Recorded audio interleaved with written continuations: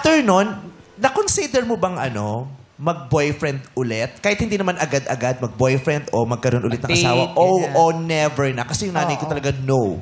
Last na yung tatay mo. Open naman ako. Nagkaroon naman ako ng parang online date. Parang ganun po. Parang for more Tinder po kayo dati? Hindi, online date daw eh. Ano po? Bumble? Ano po yung app? Anong app? Ilang taon po ba kayo nun? Mga 2019 po yun. Noong time na yun. So, pero parang nag-usap lang kami. Pero hanggat sa parang hindi na kami nagkausap. Tapos, yun na po. Wala na. Nag-react si Nathan eh. Alam mo ba yun, Nathan? Parang gumanong. Siya ang nag-download. Siya ang nagturo paano Pala gamitin nag-download eh. Paano mo sinuportahan si mommy mo that time? Alam mo na meron siyang mga may dating app siya sa phone. Yeah, alam ko naman po. For me, okay lang naman yun. Kasi sabi ko naman sa kanya, if it's gonna help you cope or kung mas magiging masaya ka doon, okay lang. As long as yung guy, syempre hindi bastos or wala siyang ginagawang anything na off-limits. Paano kung inanay mo yung bastos? Joke lang po yung mommy. Nagulat si Bobby Rito sa'yo. Nagulat siya. Ano ako? Mabait naman yung lalaki, disente, pero yung nanay mo yung... Sorry po, man. Nabigla lang naman yung mother. Pero hindi ba kayo, tinitingnan yung kadate ng mami nyo? Hindi ba niya sinicheck? Did you check? Oo, chinecheck yung gano'n. Oo, parang ako noon dati. Bakit kailangan ganon, Bong, pag chinecheck? Siyempre, hindi pa nagtatago ka. Siyempre nakikita sa phone. Siyempre, nakikita. Usi lang, usi. Parang yung anak ko dati, si Adi, gano'n. Nung na-meet niya first time si Carlo, may scoring yun. May score din ba kayong binigay dun sa guy? Kunyari, mukhang nasa 85% na siya. Na-meet ba? Na-meet nyo ba? Hindi. Hindi naman po. Hindi naman. Pero hindi pinakita ng mami mo, ay, ito yung nakakausap ko. Or hindi ba siya nagkukwento? Ito siya, Pinakita naman niya sa amin. Talaga ba? Puti nang pinakita sa'yo. Reaction mo, Nathan. Anong pinakita? Na-excite lang. Kita ka magsalita. Anong Kasi score energy binigay ni mo? Nathan, sinabayan ko na nakakahiya kay Nathan. Hindi pwedeng papatay-patay kung putyo-putyo ang energy natin. Kung mataas siya, mas mataas tayo Nabigla lang si Nathan, nabigla. Yan sa lamin mo! Pinakita ka eh. Anong score ang binigay mo, Nathan? Nung nakita mo? Not bad naman. Not bad. Ikaw, Neron.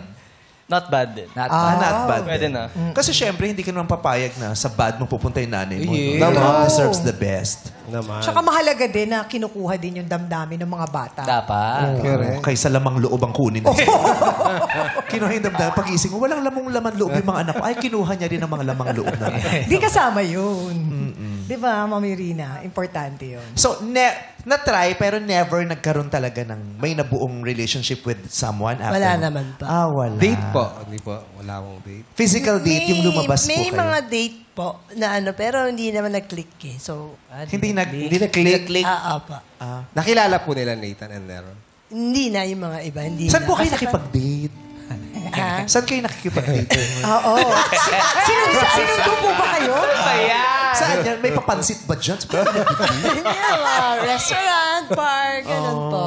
Sa mga bar. Pag nakikipag-date kayo, may mga kasama kayong friends? Kasi syempre, di ba, pag ng mga bagets tayo, kunyari yung mga girls, di ba? Pag nakikipag-date, magpapasama kasi kinakabahan. Yes. Diba?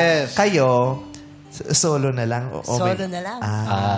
Yung mga Solo friends flight nyo, kinukonsinti din kayo, may mga advice din sa'yo yung mga friends mo? Wala naman. Kasi di naman talaga boyfriend thing eh. So Date parang lang. ganun lang. So wala namang something major. Anong dinudulot po nun sa inyo pag nakikipag-date kayo o may nakikilala kayong bagong guy? Parang naku-curious ako on how their personality is. Gusto kong makilala sila more. Yung ganun po. Sumasaya po kayo?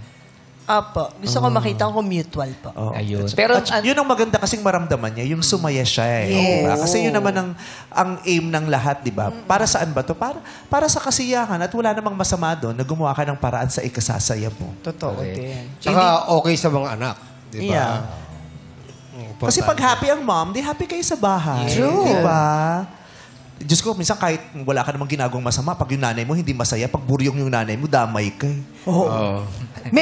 Menopause ang Kahit wala tawag ka doon. namang mali, di ba? Kahit wala kang mali, masisita ka ng nanay mo pag hindi siya inspired, pag hindi siya masaya.